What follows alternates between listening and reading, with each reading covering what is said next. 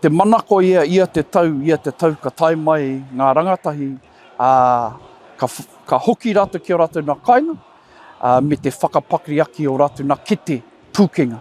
O reira, i te timatanga mea te atu mātou ngā tau iwa ki ngā tau te kau mātoru, hoi anō rā i tēnei wā ko ngā tau tua ngahuru piki ake ana he nā te nui o ngā nama. Niki atu te ruarau boys high, girls high, kai a rātou wa rātou ake kaupapa, nō reira he kaupapa tēnei.